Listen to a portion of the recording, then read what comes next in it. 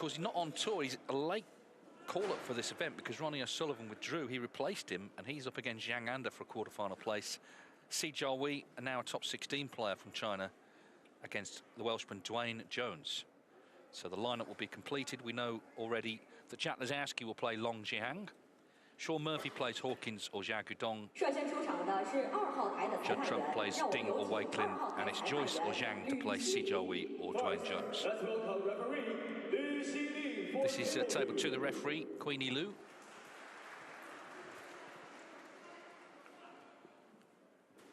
Barry Hawkins has done what he always seems to do in these tournaments, made his way from the outside tables gradually towards one of the TV tables. And some good stuff, I think. But of course, this man here, Zhao Gudong, pulled off that remarkable win yesterday over the world champion Corin Wilson. You had to see it to believe it. What happened in the third frame in particular, the way Wilson lost that from a position where he looked like going 3-0 up. And even then, Zhao led 4-2. Wilson made back-to-back centuries, but he won a very tense decider, and he is here to advance further in this tournament. But he's up against a very reliable campaigner in Barry Hawkins. So often, as I say, just seems to make his way through the field in these tournaments, never complaining about what table he's on, never complaining about what time he's on, just getting on with it. And of course, trying to get his top 16 place back. That is important in time for the UK Championship, for sure, because if he's not in the 16, then he'll have to qualify. And he'll have to win, in fact, a couple of matches to do that. But anyway, Hawkins on another run here. You can watch this match live on Discovery+. And as I say, the winner will play Sean Murphy tomorrow in the quarterfinals.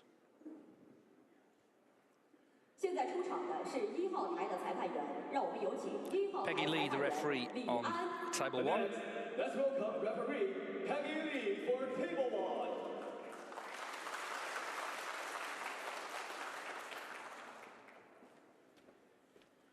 Chris Wakelin, 22 in the world rankings, but he's having a good run of it of late. He got to the semi-finals, of course, at the English Open a few weeks ago. And just after that, the last 16 of the British Open.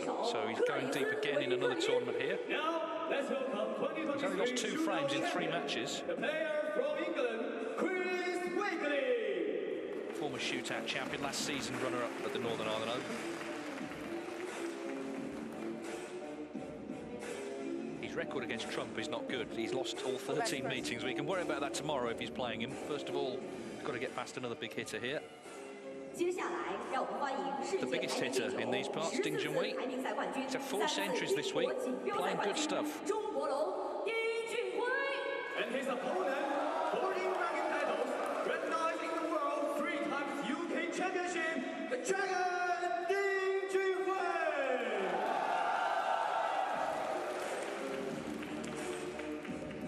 You can see great excitement amongst the crowd as Ding walks out. This is no pushover though by any means. They've only played once before, and that was 7 years ago. Ding won for the record, but Wakelin is much improved since then. So this is a tricky tie for the home favourite.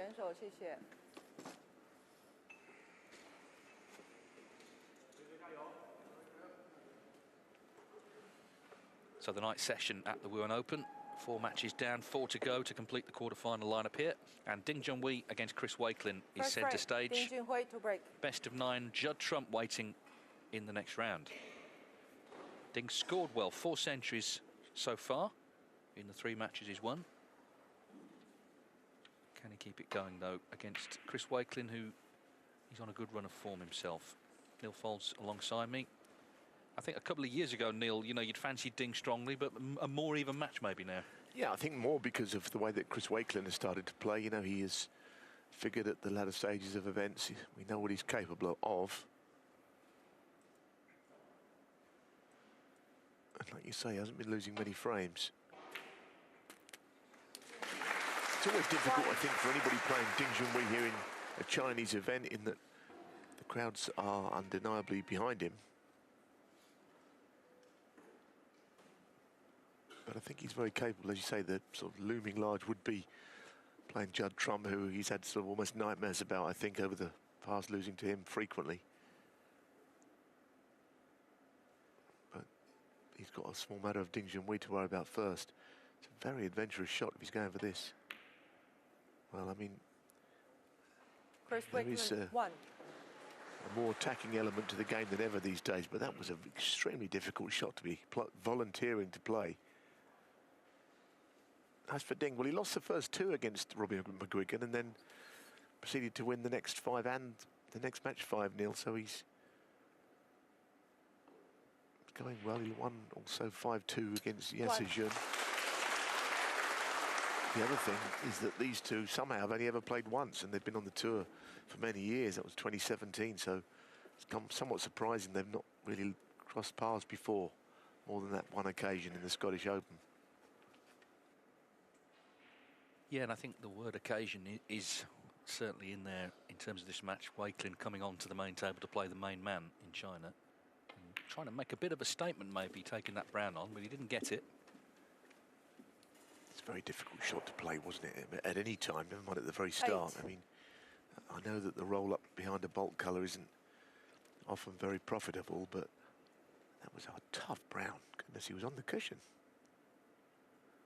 It's one thing if you have to play a shot 9. like that, but he's kind of got Ding started early, and Ding did nothing to earn that chance.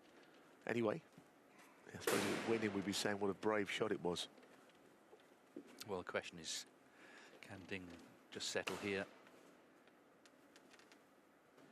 Of course, one of the matches he played actually wasn't on this table, it was on table 2, so he hasn't quite been camped out here all week, but he's used to the conditions. Chris Wakelin coming onto it for the first time. 14.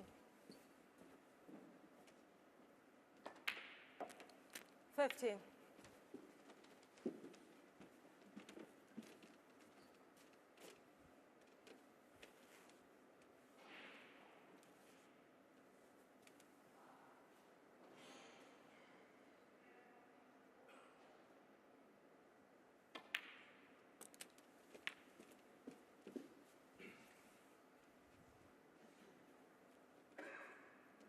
22.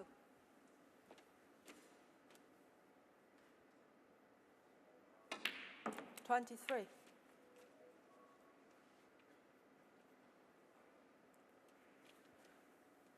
So, chance to get the bunch open, top spin it, or the cue will arc from right to left. Oh, that is a fabulous split. Look at that. I mean, that is exactly how to play the shot. You need an element of luck, 30. but it's very skillfully played. It does arc and really gets into that bunch. That's a beautiful shot.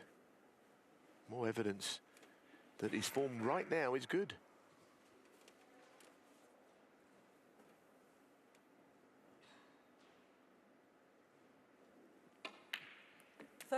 Yeah, we sort of said the other day that, you know, Ding lacks a bit of consistency, but when he comes good, he comes real good. And we've seen that at various times over the years. Quite often it seems to happen at the UK Championship. I don't think he played a very good shot there to finish this angle on the black. I don't think it will cause him a problem, but he didn't really want to be over the top of all those balls. But I think that's the key, isn't it? You know, generally his cue ball control 38. means that he just plays a series of easy shots in a row, and when he's good, he's irresistible. Just seem to be certain events that inspire him, and certain ones that don't. I mean, the home nations has been a bit of a washout, hasn't it, for him over the years? But as I say, UK Championship, a lot of events here in China as well, where he's won 6 ranking titles. Of course, he's won the Masters as well.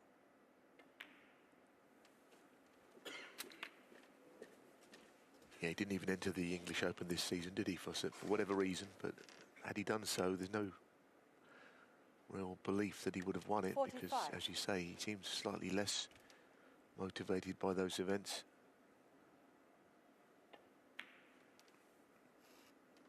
$46.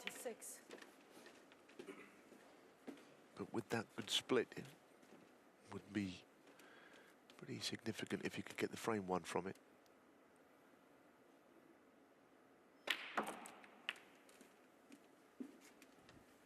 His positional play is absolutely A1. I mean, as I say, there was that slight blemish earlier in the break, but it was only very slight.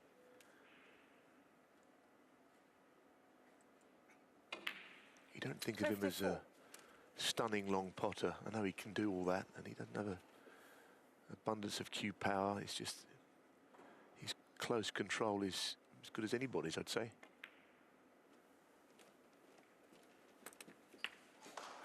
Yeah, it's a great builder. He's a player who other players sort of gush about when they talk about 61. that side of his game. Just looking to kill this frame off now.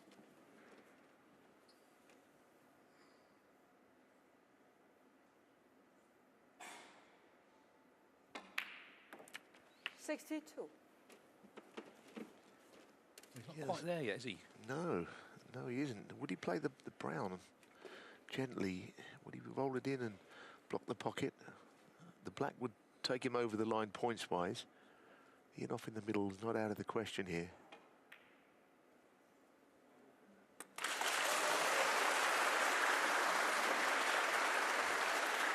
But better than Ian off is hitting the top jaw and coming back to the reds. 69.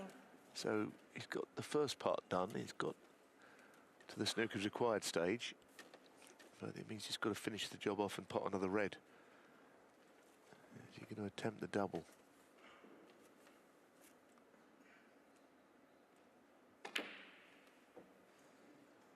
Well, players still fancy their chances from this position. But he's put a red by the black, so it looks very much as if barring a snooker, Ding will win this frame. Break didn't end quite as usually as it would do for Ding with positional play.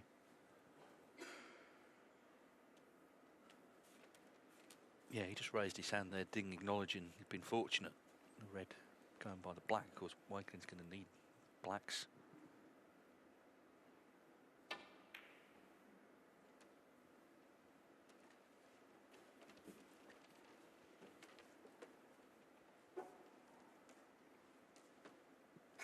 Dwayne Jones already, he's 1-0 up against Junhui.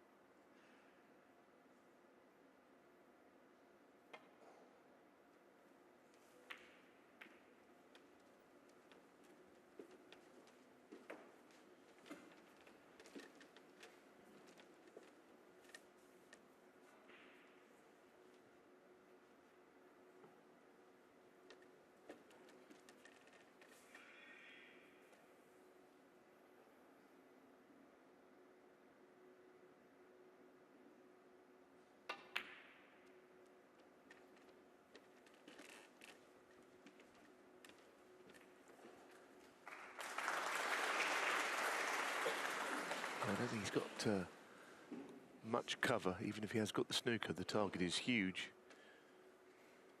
off of one cushion, or even a little swerve around the yellow if he wanted to. Well, he's playing two, but I don't think he'd be looking to play the thin glance. That would be too risky. So he just want to hit as much of the red as he can, because it's a snooker that Wakelin needs.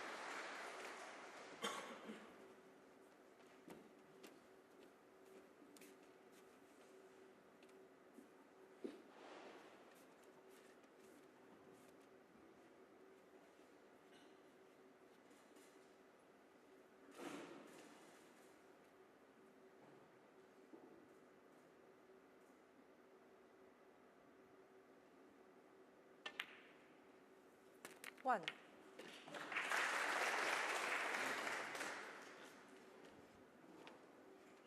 He's got a long way to go here because the red's not even in good positions to take it down to one red and attempt the snooker then.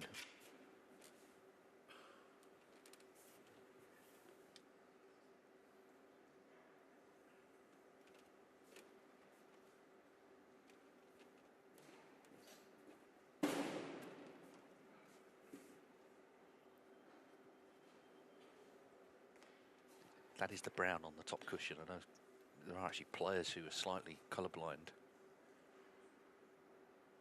Seems odd in this sport, but I mean, Mark Williams, one of the greats, has trouble if the brown is in amongst the reds. He's got the black away from that red. When snooker started on TV, of course, it was all in black and white, so you know, you had devil's own job trying to follow it.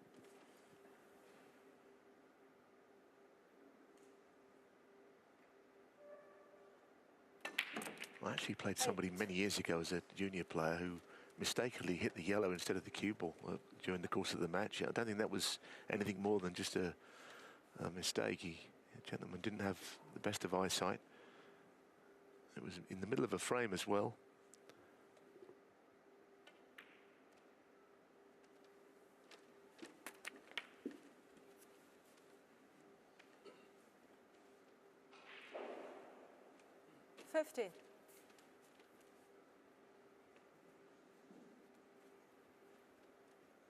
Clearly, the more reds he removes, the bigger the danger really for Ding, that he may eventually get the snooker successfully. I think Chris Wakelin's in a pretty chipper mood right now. He's having a good season. He's had a good couple of seasons, of course. Winning the shootout. Not everybody sort of, you know, likes that event or regards it, maybe takes it seriously, but to win a trophy and to win it the way he did with that century in the last frame in the final really was a massive boost of confidence, which he's carried forward. 16. On the one-year list, he's currently in 14th position, so he's in good shape, certainly for the first Players Series event, the World Grand Prix. That's top 32. At the moment, he'd be in the Players Championship, the top 16, and not far off the Tour Championship, the top 12.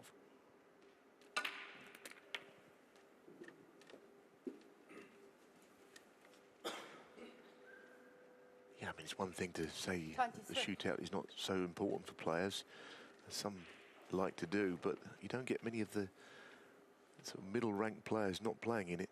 Occasionally the top players miss out on it, but everyone further down the rankings play. They know that there's a golden 24. chance for something big to happen, and it did for this man. Anyway, now he's getting to the point where it's quite interesting. He can just roll in this blue. It'll only be one snooker, and you can see where he's going to get the snooker. Behind the black, red up the other end, so he's taking it very seriously, this frame, from the point where a snooker was required. Ding went for a double, which he didn't have to. No one's saying he'll win the frame, but if you get a difficult enough snooker, and if you get a red close to a colour, then anything could happen from there. 30.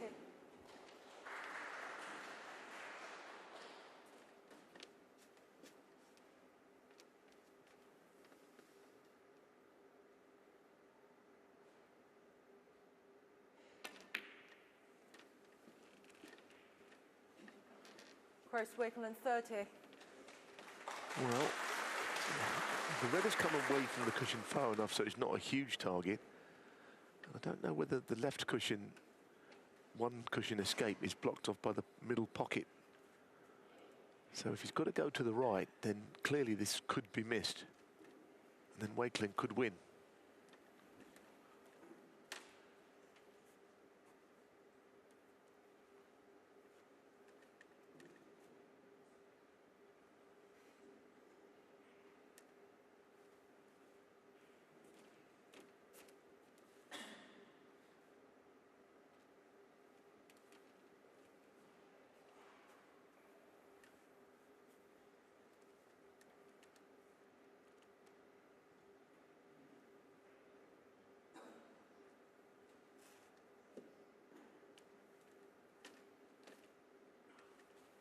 I think Ding has come to the conclusion also that this could easily go wrong, and he might even be thinking about, well, if I don't hit it, I must avoid the free ball, so that will come into his calculations. Worst case scenario on missing the red. Don't make things even worse by leaving a free ball. Two cushions then.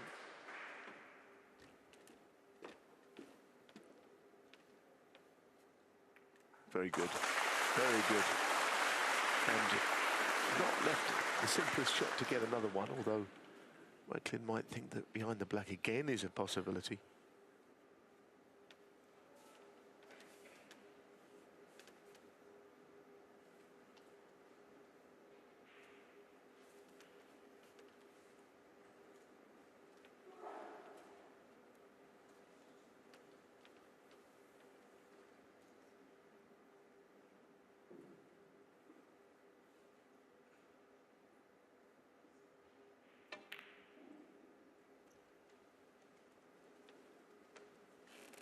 Can't believe he tried to hit the yellow on the way through with the red, putting the yellow safe. So that clearly has not gone as planned. There was an insect on the table he might have spotted as well, which I don't suppose helped his concentration on the shot.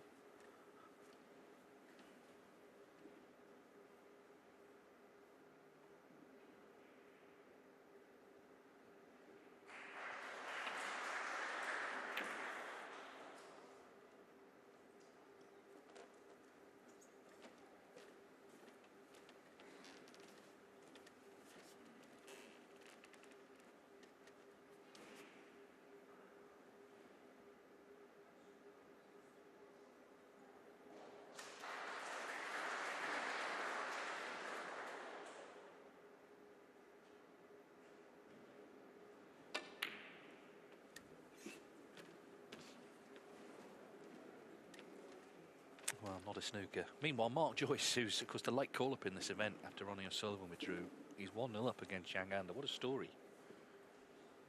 And literally, just days before the event began, he got the call. He had the visa already. Got the flight booked, and here we are. Well, that would have killed it off for sure, had he potted that.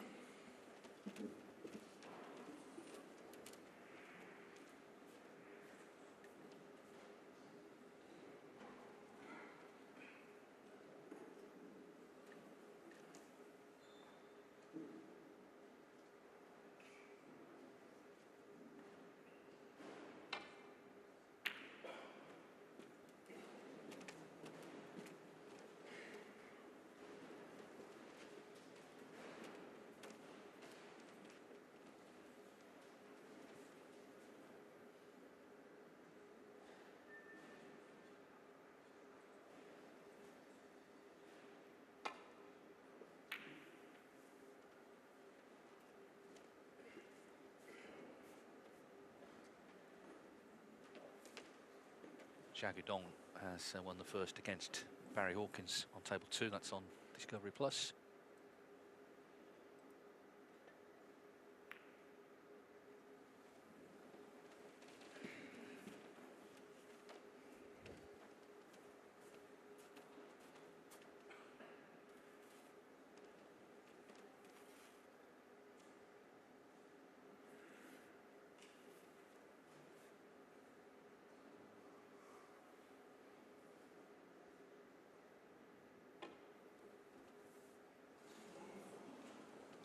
That's obviously a surprise.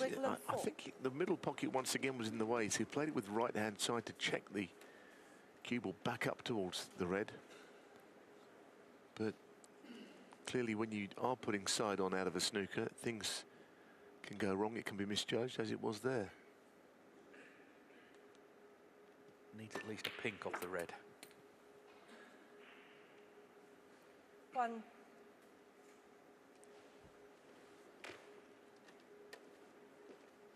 That shot he played earlier when he inadvertently pushed the yellow safe has now come into play in terms of making the clearance, but he's back in the frame now. Yeah, he could do with the black really, couldn't he? The pink would just be enough to tie, but it's kind of a worst case scenario, isn't it, that you do play that? Take it down to an extra ball at the end.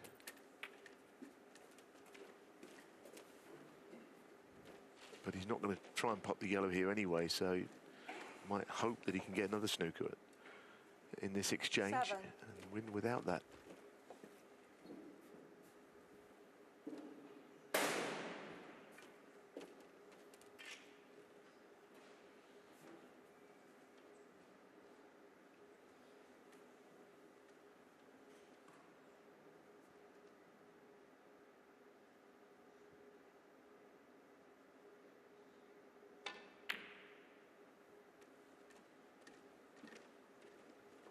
Chris Wakelin 7， 观众保持安静。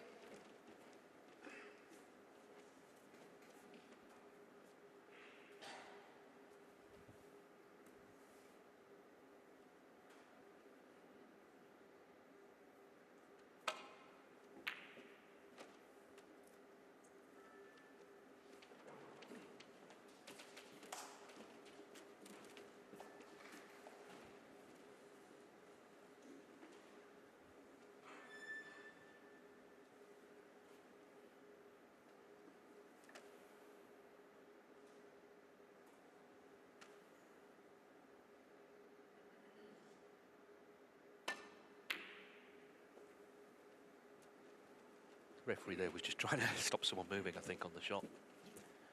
But this is another snooker, and the yellow's gone close to the black. He's got to be careful here. Yeah, it's a good one, Dave. This,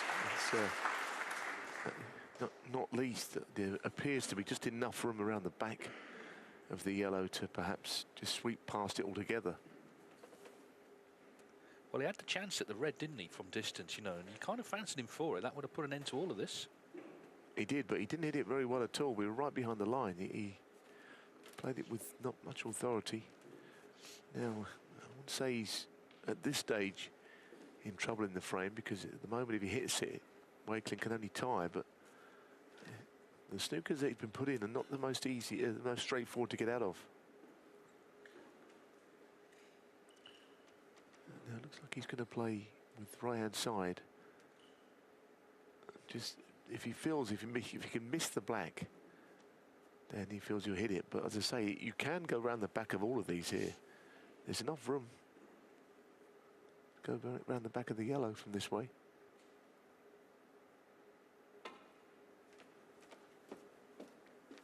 Oh, goodness me.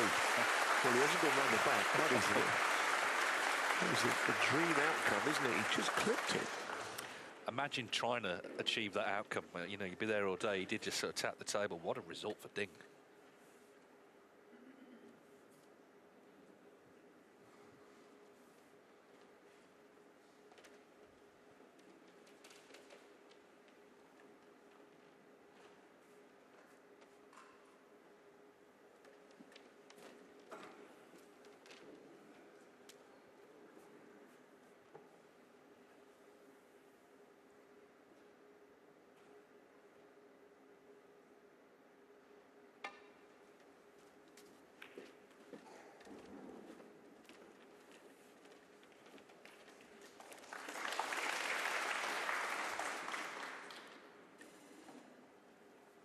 Chris Wakelin not offering up any gifts. It's another snooker. It's going to be a slight swerve by the looks of it. Remember, at the moment, Wakelin could force a respot.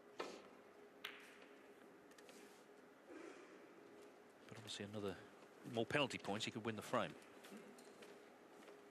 He's practiced a lot, hasn't he, with Mark Selby, Chris Wakelin, which I imagine in a scenario like this, he's going to come in handy.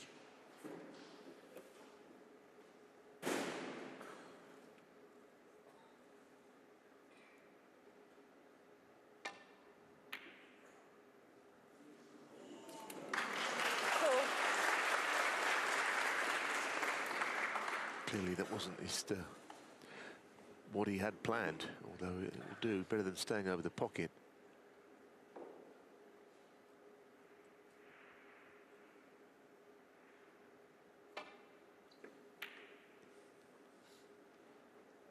Needs help.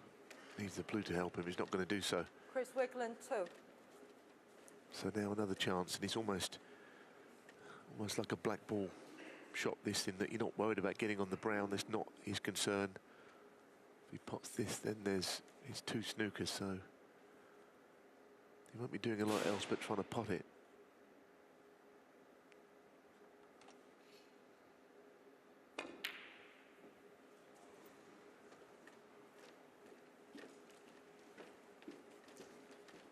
Frame just sort of refuses to end for Ding, and of course the danger there is that he might end the other way eventually in favour of his opponent. A reminder, Judd Trump is going to be the opponent tomorrow in the quarterfinals, so it's going to be a great occasion either way, but certainly if it's Trump Ding for the crowd, you know, that is a real one to savour.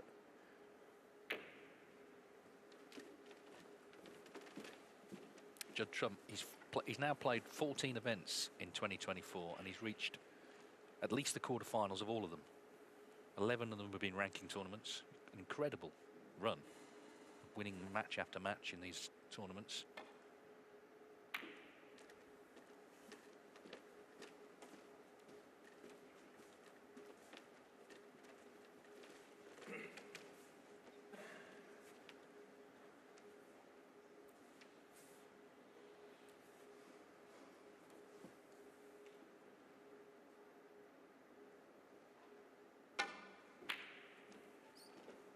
Foul.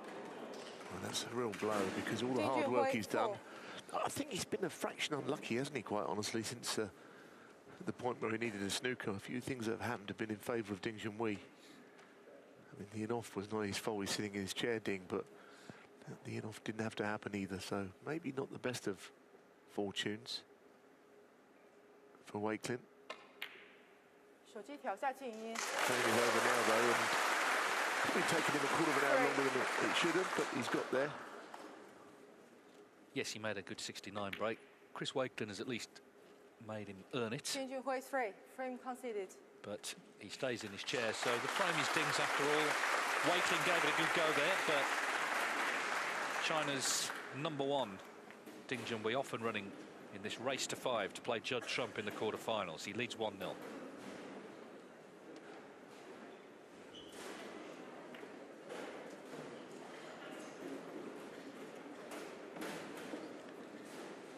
It's also England versus China on table 2. Barry Hawkins versus Zhao Guodong, the man who knocked out the world champion Karen Wilson in that memorable match yesterday. Hawkins has come through quite quietly, but in his own determined way. It's 1-0 here to Zhao. The Hawks had 3 5-3 wins. One of them was in qualifying in Leicester, Zhang Jun, and then here he beat Jimmy Robertson, who's been having a good campaign, and also, of course, young Stan Moody. The other thing about that match yesterday with Zhao Guodong, the win against Karen Wilson, which I hadn't thought about at the time, but I think someone might have messaged you and I about it, was he was massively outscored, wasn't he, Zhao, points-wise? You know, every frame just about that Wilson won, he won easily, and all of the others were close, so he was hugely outpointed. Not that means a lot, but that's what happened in the way the frames all went. Yeah, it was a tough one for Karen to take, for sure. Just one of those things, really, but great win for Zhao, and already 1-0 up here, trying to back it up with another win against a big hitter. Barry Hawkins, full-time ranking event winner, but trying, as I say, to get his top 16 place back. He's 18 at the minute, so this could be a big week for him. Not too close on that one, though.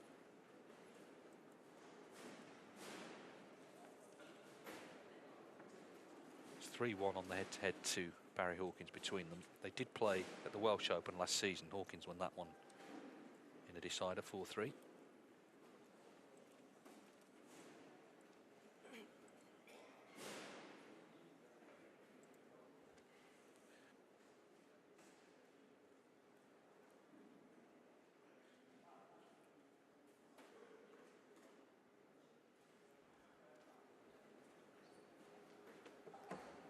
Second frame.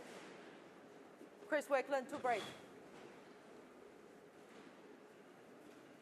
Chris Wakelin finds himself a frame down here to Ding Junhui. He made that 69 right from Wakelin's initial miss on the brown. He took that very tough brown on to the left middle. He did, of course, get the snooker later with the chance to, well, in the end, force a respot. But anyway, Ding held on, and he has taken the lead. On the other table, Zhao Guodong 1-0 up on Barry Hawkins. Dwayne Jones 1-0 up on Si Jiahui, and Mark Joyce, the late call-up, 1-0 up on Zhang Anda.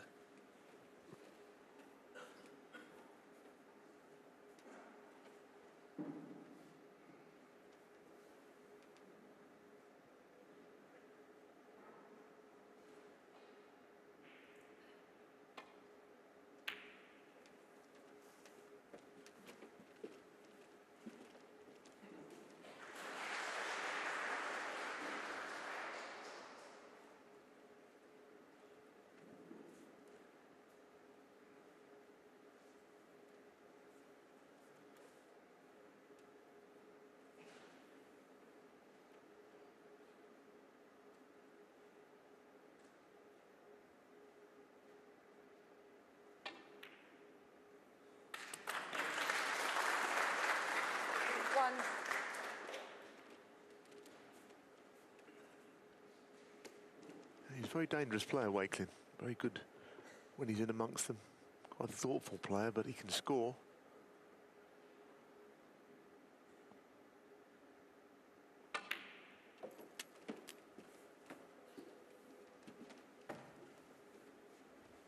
And he'd be delighted to be in early in this frame. 5.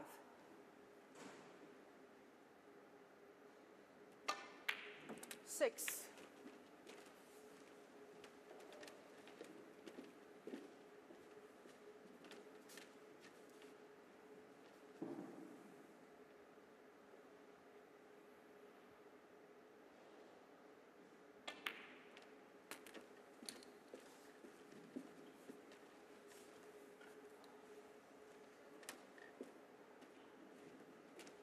13.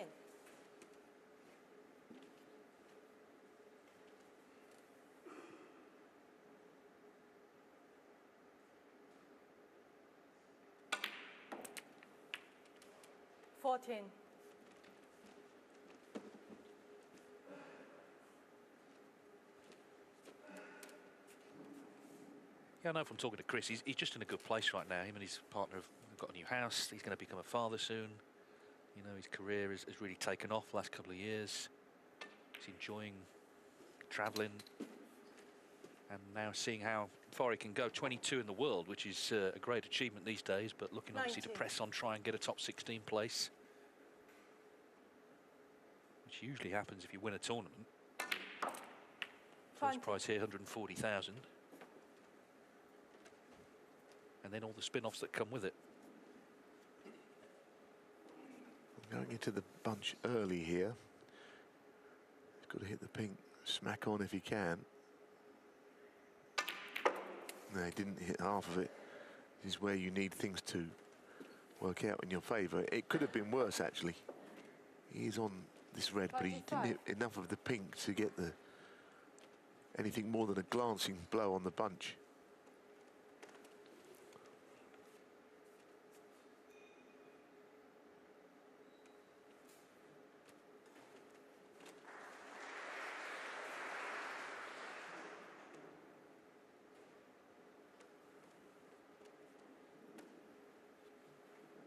Yes, he wants to get the cue ball back a little bit.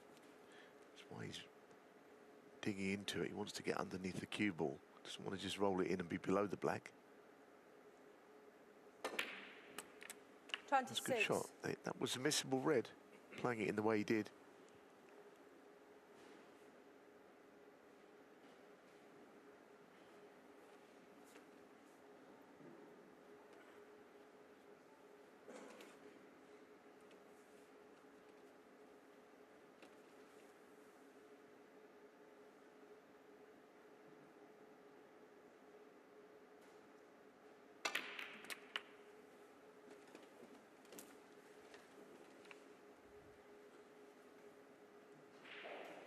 $33.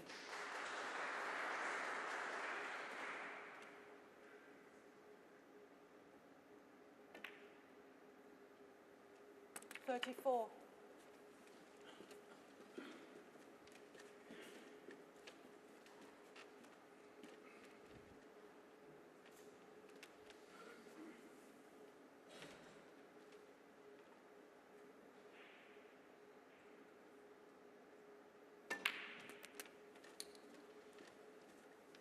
Well, he probably played on a red to the right corner, but he always had the backup red to the middle, so it was never 41. a question of being exact with the position.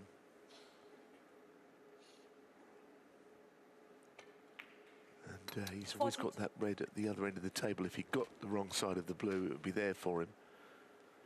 But for now, he's perfect to get on the couple of reds above the pink spot.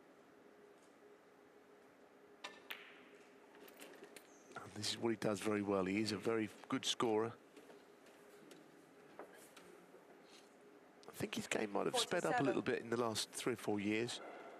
Don't know whether winning the shootout made him think a little quicker or what, but he does get on with it. 48. Yeah, I just think in general he's got so much more self-belief, so he's not doubting himself. And that maybe is reflected in the pace of play. Certainly less fear of the big occasion as well. And this is, of course, a huge one, playing Ding on the main table in China.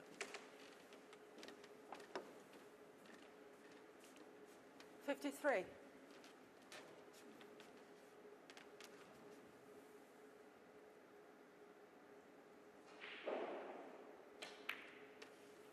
$54. So not too far away from securing this frame. 61 the lead with the black.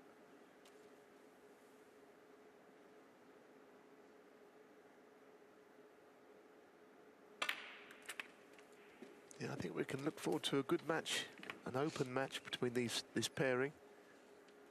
I've only ever played once before, not really got any previous to speak of, except one match back in 2017. 62. But there is something of a similarity in their styles. Paying Chris Wakelin, I think, a compliment in saying that, given what Ding has achieved as a player. But the frame will be safe once his next red is potted. It's been a nice break in the end. 67. Controlled.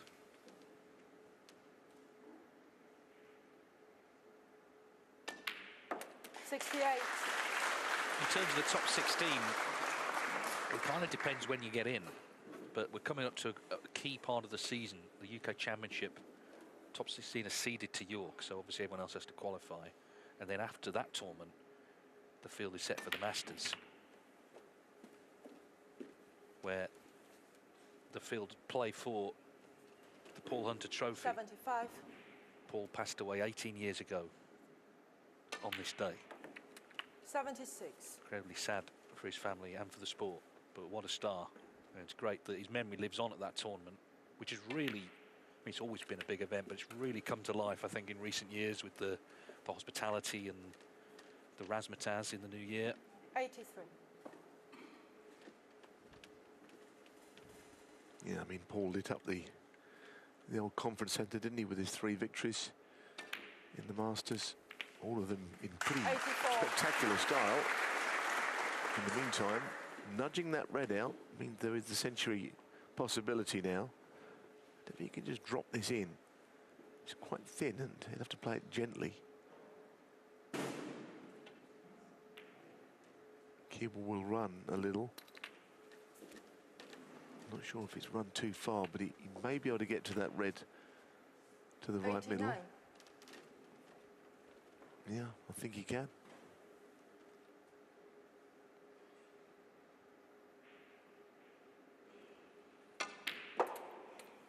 $90.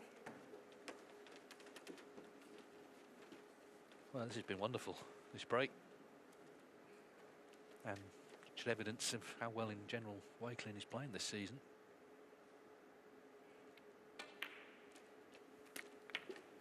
Feels like the last piece of the puzzle might be a victory over Judd Trump, which of course he would have the chance to achieve if he can beat Ding today. 97.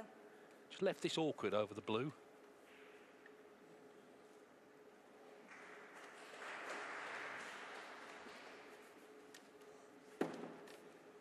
And very awkward. He can't reach it without using either the rest or I think it'd be the spider.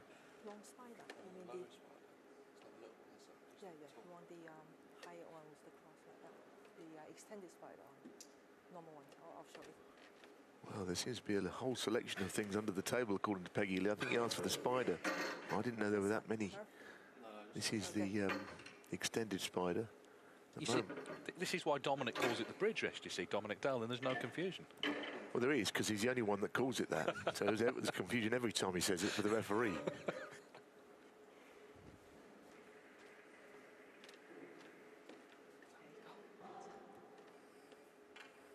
I think we've come to an agreement there. The spider.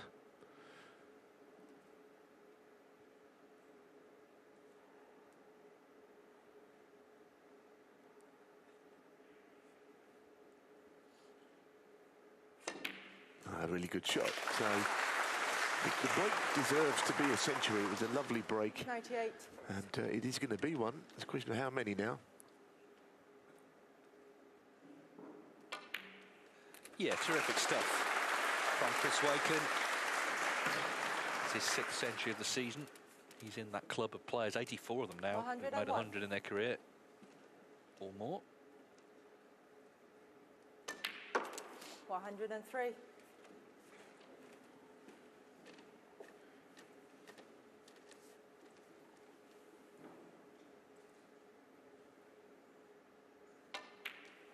$106.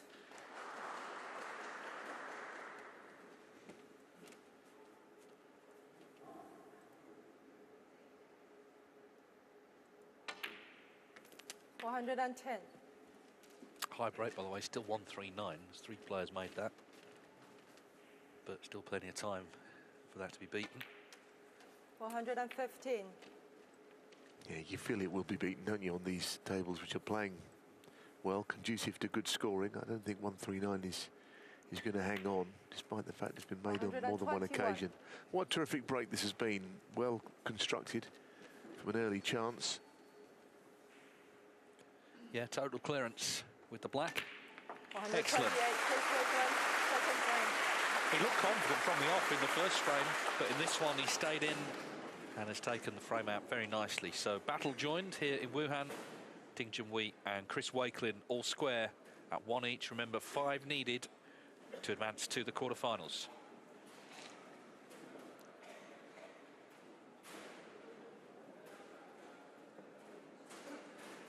I'm sure a lot of fans here obviously will be supporting Ding, but they certainly appreciated the quality of that break.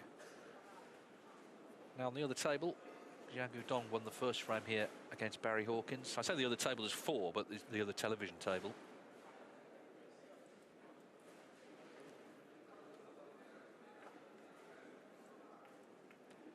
You can see he's in front here in frame 2 as well, looking to put this away and make it 2-0.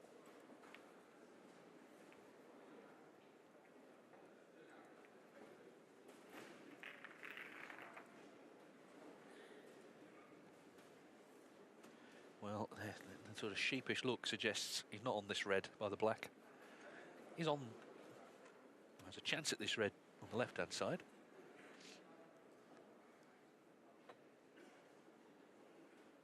He must be feeling good after yesterday. I know it was a bit of a hair and scare and win, but the fact is he did win. And what was notable about it was he was playing so poorly early on. It could have been a really dispiriting, you know, heavy defeat, that, but somehow it all turned round. Yeah, I mean, it looked for all the world like 3-0, didn't it? Absolutely guaranteed. And as soon as it wasn't, it seemed to completely change the way the match was played. Well, meanwhile, he's missed that. So plenty still in this frame, 46 the lead.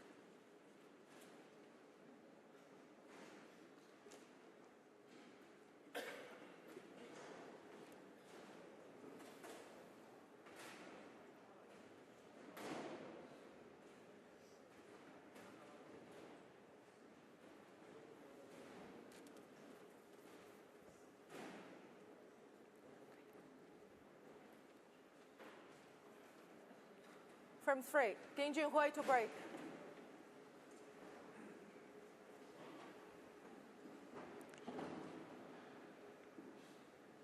One all. Ding Junhui won the first. Chris Wakelin 128 total clearance in the second. Referee just asking for a bit of hush.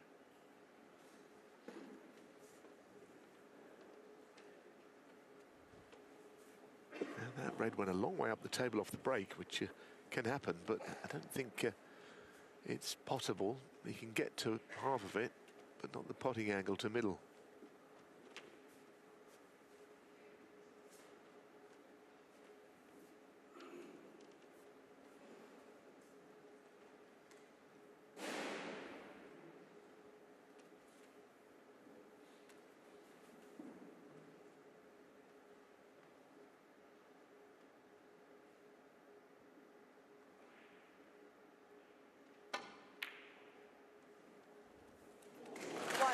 Shot that is. I mean, he could get to the potting angle into the corner, but not the middle. And he hit it so well, he floated it in.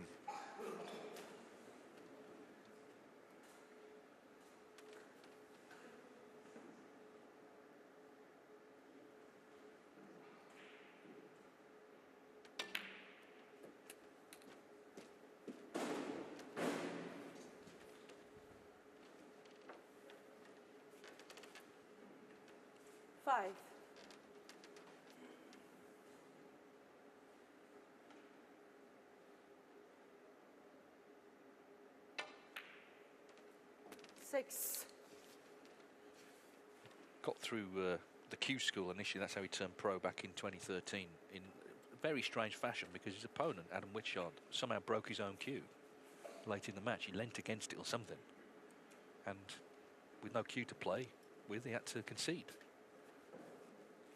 So it was a rather bizarre start, but it can be a rather bizarre sport, as we know.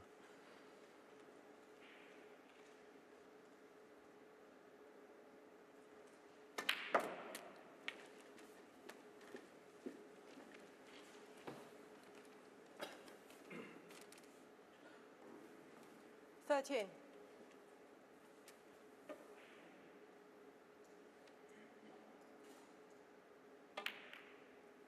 14.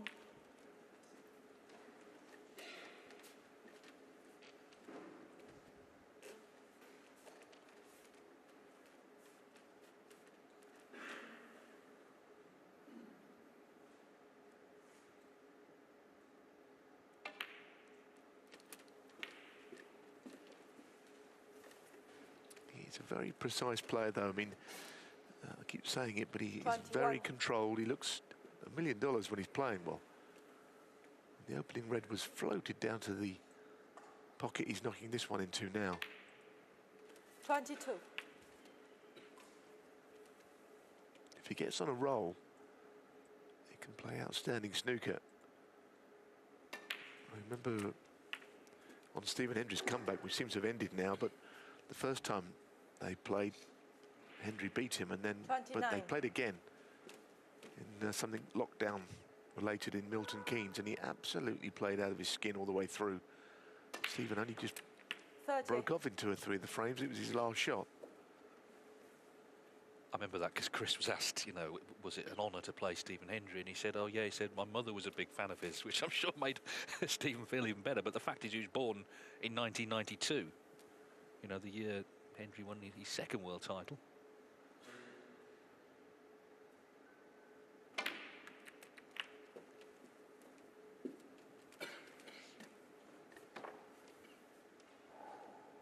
$37.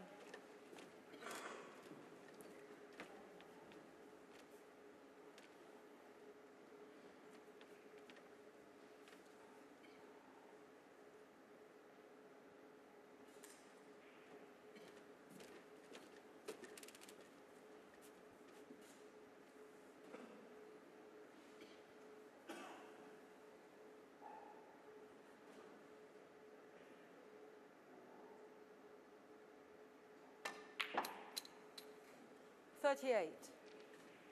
So now what does he do? He's got the angle to go directly into them, and in that previous break where he wanted to make a century, got a bit lucky. It was a similar shot to this, and instead of hitting the pink full on, he just hit half of it and got a little fortunate to go on a red. It's the only blemish in the whole break, actually. Played it better this time, got the reds open by hitting more of the pink, so that's much more like it. This is excellent from 43. Wakelin. Here he is, getting plenty of the pink. Spread a few reds out.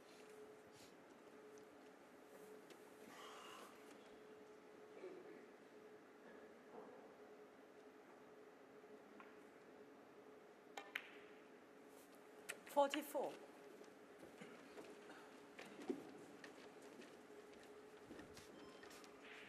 whatever the zone is, he's definitely in it right now. We saw that in the previous frame. It's almost like it almost feels like it's one continuous break. Of course, he made a 1-2-8 in frame 2.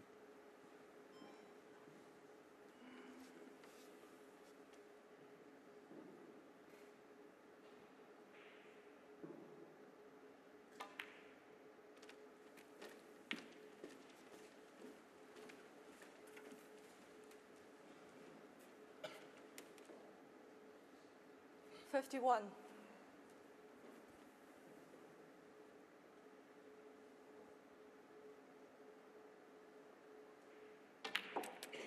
52. In recent times, last couple of years, he got into ballroom dancing, Chris Wakelin. I think the Strictly judges would be holding up 10s right now if they were watching this in terms of his performance.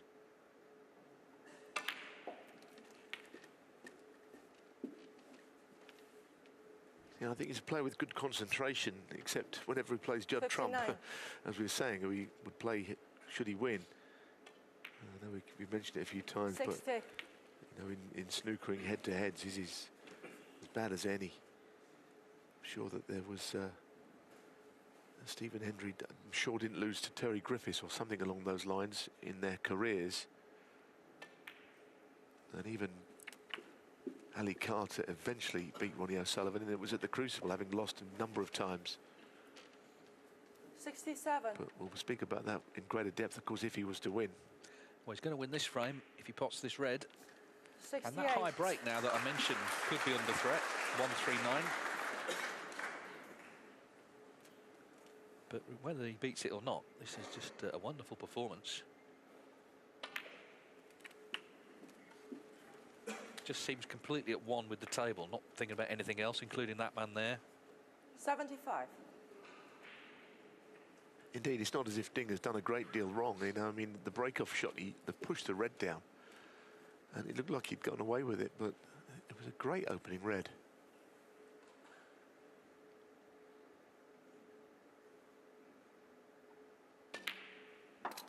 $76. So he'll have to disturb the four reds again, forcing into them here. Didn't necessarily help him, did it on his backswing, a huge crashing sound, but anyway, the frame is all over. 81. It's a question of how many he makes. Yeah, like I say, he just seems to have shut everything else out. 82. Can be distractions. We've seen the referee trying to keep on top of all of that. I noticed that today it was announced the line judges at Wimbledon are going to be replaced by technology, but thankfully for the snooker referees, we still need them. 89. 90.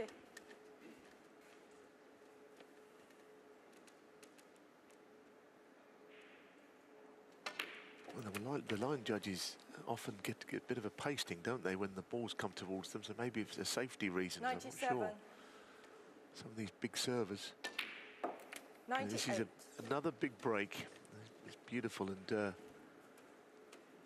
would like to think that he's got half an idea that the high break's 139. If he takes the black with this last red, we'll know that he's aware of it. Well, back-to-back centuries, 105. but not just that, just the coolness with which he's compiled them.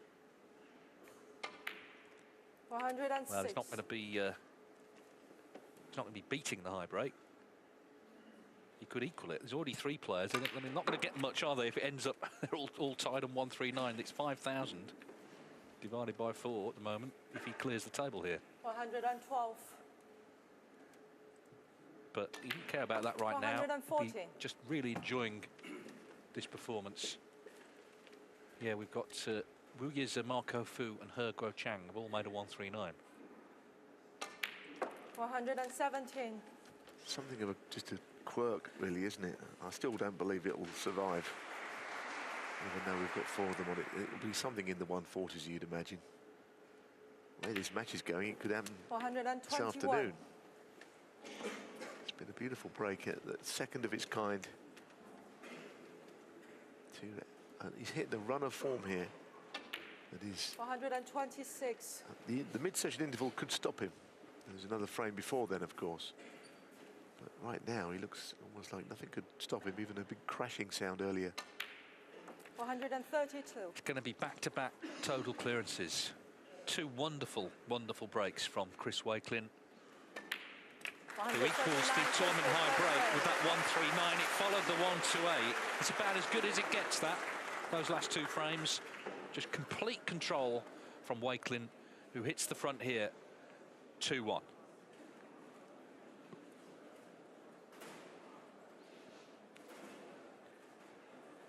Yeah, terrific stuff. And as Neil says, I mean, what did Ding do there, really, that was wrong? Just had to sit and take it and hope for a chance himself shortly. It's 2-0 now to Zhao Gudong on the other table. As we back on this frame. Well, the opening red was the one. I mean, it's a tremendous shot because it was covered to the middle. He just floated it in. He got the bunch open a little better this time than in that previous frame when he found his way onto a red. But it's going to take some stopping. Of course, there's one more frame to play. Ding will be very keen to get that one and redress the balance, really, in a match like this and take him to the mid. There's the crash. We've heard that for the second time. But he just carried on, oblivious to it. Didn't play on the black. I don't know, I get the feeling he wasn't aware of the break being 139, the high break, so he'd equalled it again. So there's 4 of them on that, all lined up. Well, it's not the easiest to find out where the breaks are, actually, so you can't blame him. But anyway, he don't care about that right now. He's just playing so well, and Chris Wakelin will be back shortly. He hopes for more of the same. Of course, Ding is capable of this sort of scoring as well, but he needs to get a chance first. The other scores, 1 each, Si Junhui and Dwayne Jones. 2-0 Zhao Guodong over Barry Hawkins. 2-0 Mark Joyce over Zhang Anda.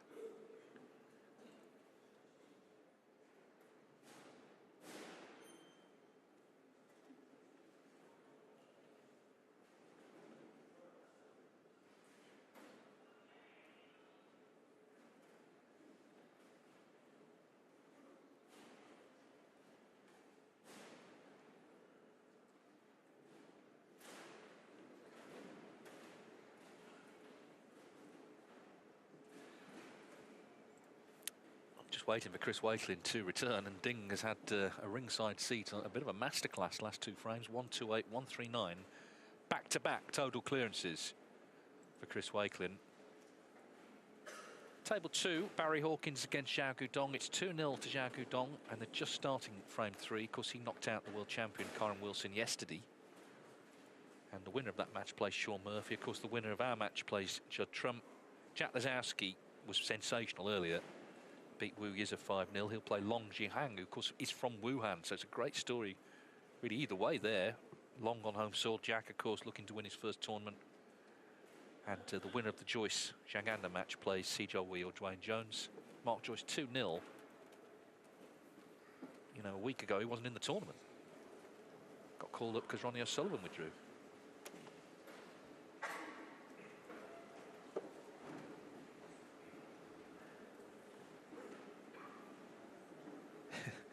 That latecomer not in a huge rush to take his seat, but he's done so now, and we're ready for frame 4.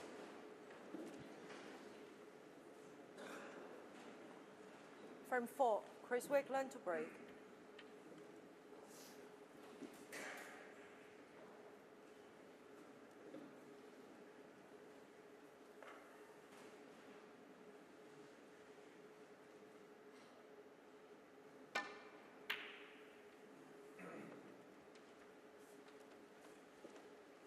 Yes, and as we were saying, there's a short break after this frame, so it'll be one that Ding could do with getting under his belt and getting back to parity and doing what he does. He's not played poorly at all. He won the first frame, which went on a bit longer than he would have liked because the snooker was got by Wakelin, but the last 2 he's not really had a look in.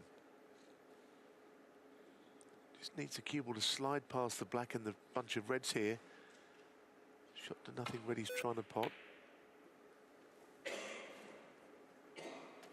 That'll do.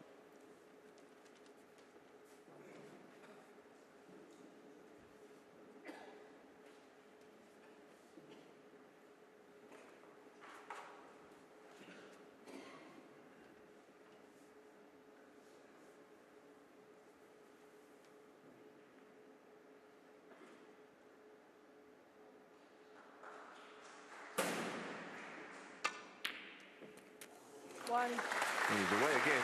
It's another terrific pot, not dissimilar to the red on the other side of the table in the previous frame. But this is Wakelin doing what he does best, getting into a good place with his concentration, despite what's happening around him.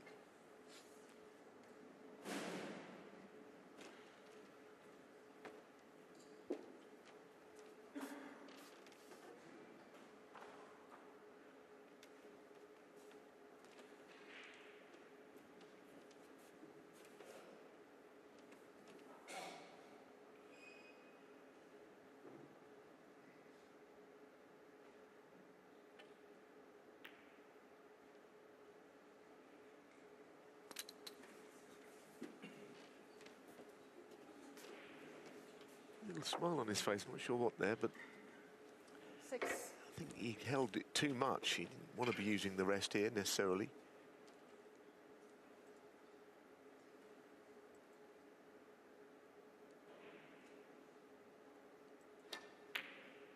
7.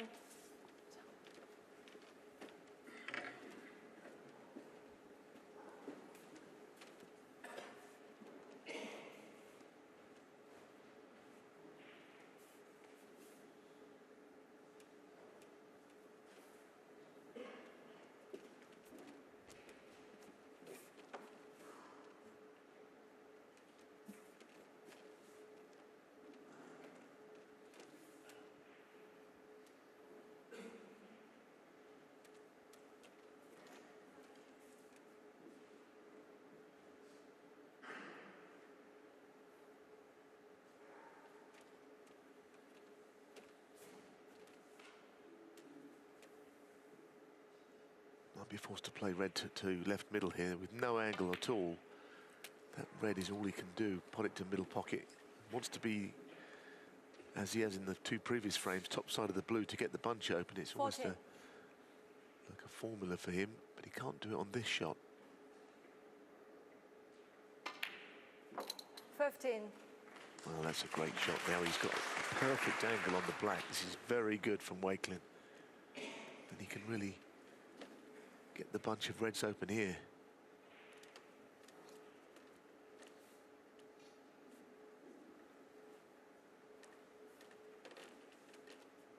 He's got the red out in open play, which he could end up finding himself on here.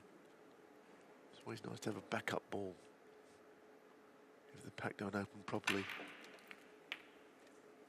And he's overdone it. Really got hold of the cue ball there, and he's got another red to left middle, but this time a bit more difficult. 22. Over screwed, I think.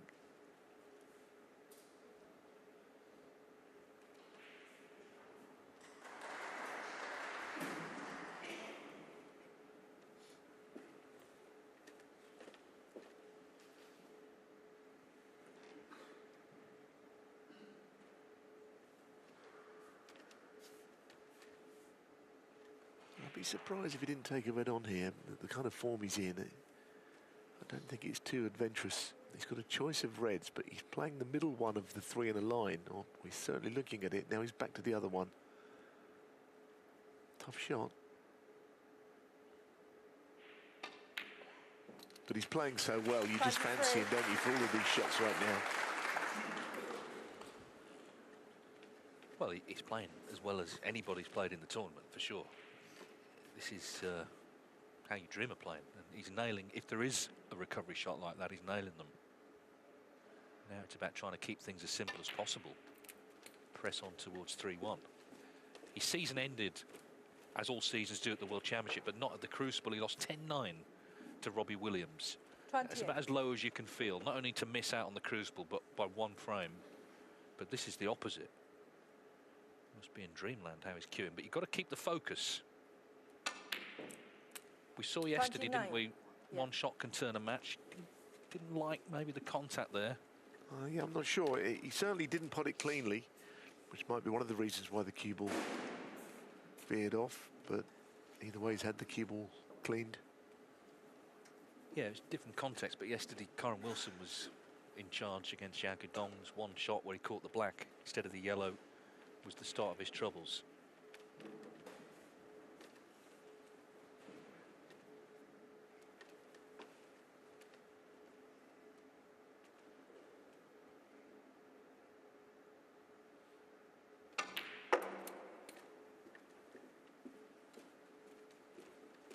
Nice recovery shot. 34. Well, we're now just over 300 points without reply.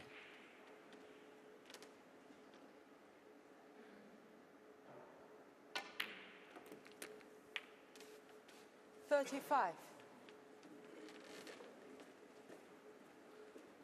I think both reds go to the right corner from the left side, the one at the bottom of the bunch, and the left-hand red goes past the black if he slightly overdid it. But in that left area of the table, he can have a choice of 2 reds to keep this break going.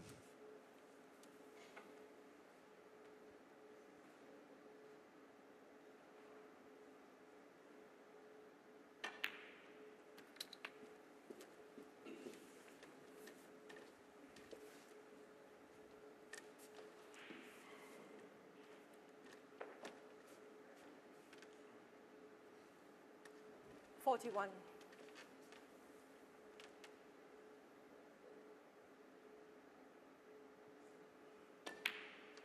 42.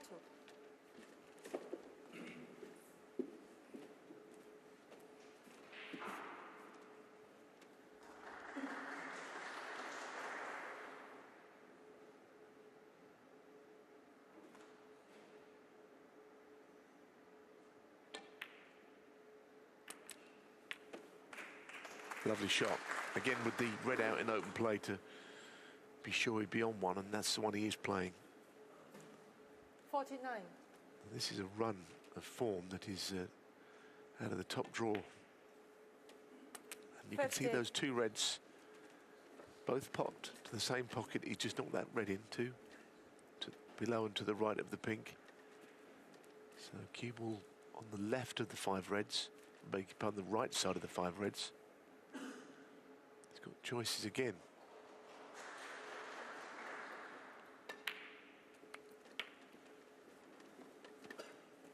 I don't think he's played it perfectly this time. He's kind of looking for ways 57. that the break might end, and there is a chance here because positionally, in potting this red, he's not sure to be on a colour.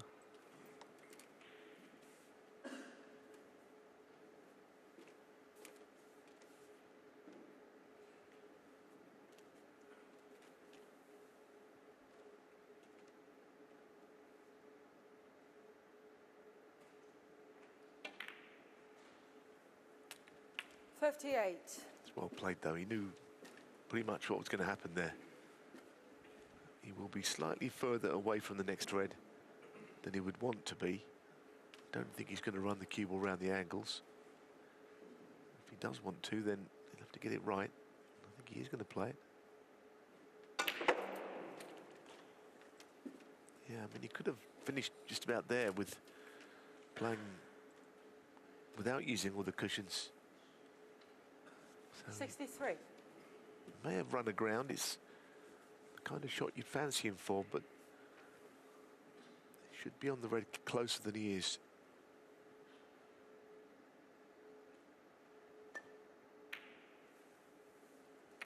Well, it just seems he can't miss. It's an astonishing performance, this, and this black, he'll be 3-1 up. But it's not just the scoreline, it's how he's got there. Ding has just been relegated to the status of spectator. Brilliant stuff from Chris Wakelin. Yeah, we certainly becalmed the audience. A lot of them are here to see Ding Junhui, no doubt, but there's not much he can do sitting in his chair. Now, as we know, it may sound a cliche, but the mid-session interval can certainly stop momentum of a player, and that's what I think Ding Junhui will be banking on. Well, we saw, I guess, the comparable performance this season was Zhang Anda in Riyadh, the Saudi Arabia tournament, where he made 4 total clearances against Ben Wollaston.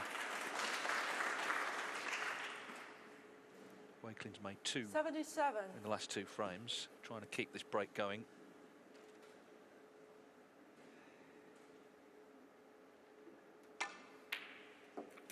And it is still going.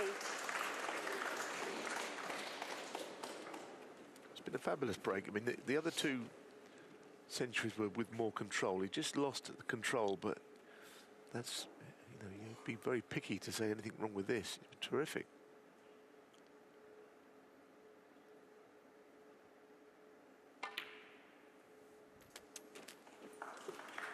Well, there is the chance now for a 3rd century. And as you say, the one thing that might stop the momentum is the fact they've got to stop playing for 15 minutes. The interval traditionally will help the player trailing. 84.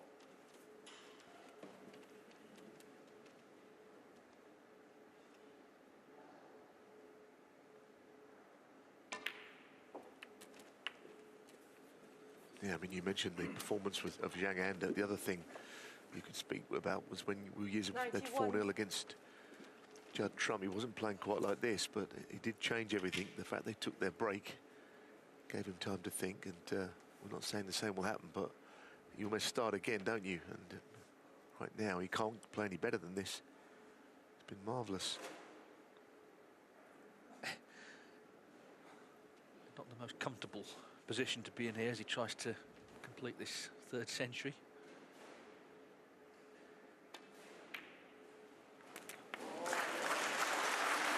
He's going to need the last shred as well.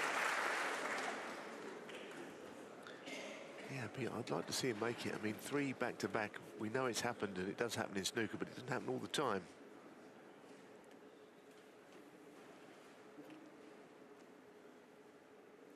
Question of how he gets on the red. Yeah, I don't think he meant to hit it, but he could just roll this in if he feels inclined just to make the 99. century. Maybe go to the bottom of the cue ball anyway. Oh, well done. What a brilliant display this has been. 3 centuries in a row from Chris Wakelin. Centre stage here in China against the great Ding Junhui, playing the snooker of his life. It's true in this break he lost a little bit of control here and there, but he kept the break going. Just feeling 100%, isn't he? Right now. Wonderful stuff. Ding there just watching on. 107. Got the interval just hoping that things will turn around when they come back. I think he was in such a good place with his scoring that when he did slightly break down positionally, he still felt he would keep the break alive. Because he just looks so confident, because you're never going to be on every ball perfectly all the way through 3 consecutive centuries. But he's playing well. He'd love to just play these remaining frames right now, wouldn't he? 114. Absolutely. Yeah, it's been terrific. Can he make a 3rd total clearance in a row? That would be something. 119.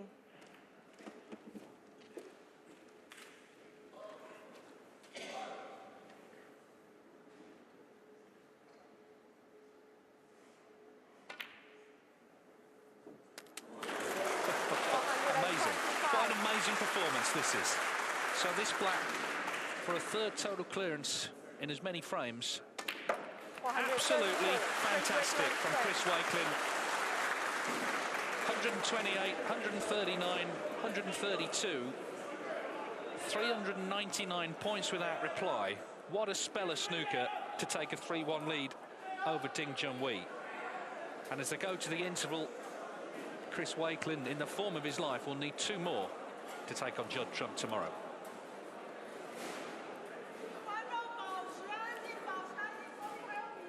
Well, as I say, I mean, the crowd, okay, many will be Ding fans, but they're snooker fans as well, and they really appreciated that.